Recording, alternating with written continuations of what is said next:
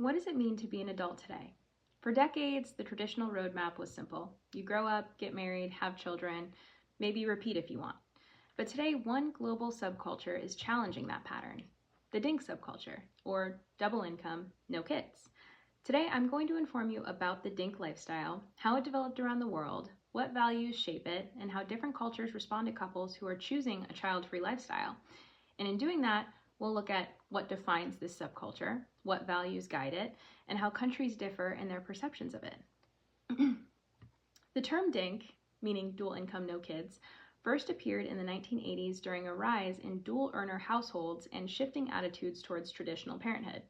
While this subculture has existed for decades, social media platforms today like TikTok, Instagram, and Reddit have allowed DINKs to form identifiable online communities wherein they share inside terminology like dinkwad, which is double income, no kids with a dog, as well as financial strategies, travel content, and lifestyle norms.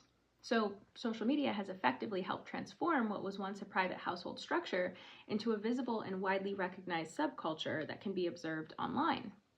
According to the Pew Research Center, in 2021, 44% of U.S. non-parents ages 18 to 49 said it was not too or not at all likely that they would ever have children. That's up 37% from 2018.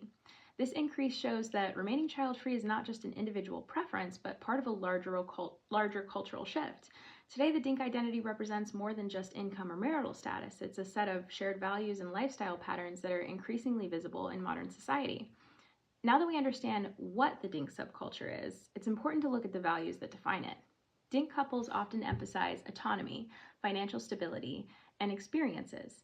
So they tend to prioritize travel, hobbies, career mobility, and personal development over something like settling down and having a family. These values are central to how the subculture understands fulfillment, which explains a 2023 article published in the Journal of Family Issues, where researcher Amy Blackstone explains that child-free couples consistently report higher levels of autonomy and life satisfaction compared to their parenting peers. Now, this doesn't make the lifestyle better, just more distinct.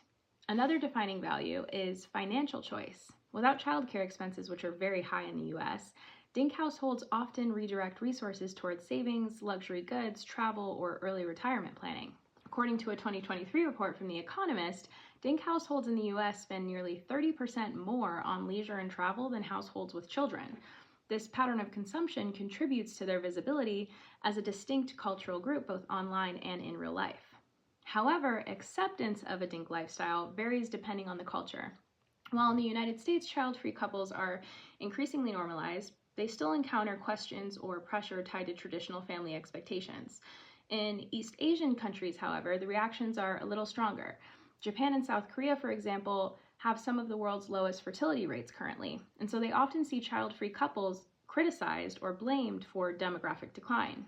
The BBC reported in 2023 that in South Korea, public criticism towards child-free couples has increased as the nation faces the lowest birth rate in the world. Meanwhile, in many European nations such as Germany, Sweden, and the Netherlands, choosing not to have children is a little more socially accepted, especially in urban environments. These cultural differences show that DINK identity doesn't exist in isolation. It's shaped by the values, pressures, and expectations of the surrounding society. So, what does all of this tell us? Well, we explored what the DINK subculture is, the lifestyle values that define it, and how cultural reactions differ across countries. Ultimately, we can conclude that the DINK subculture shows us that adulthood is no longer a one-size-fits-all path. All around the world, couples are redefining family, fulfillment, and identity in new ways, and understanding these cultural shifts helps us better understand the societies that we live in.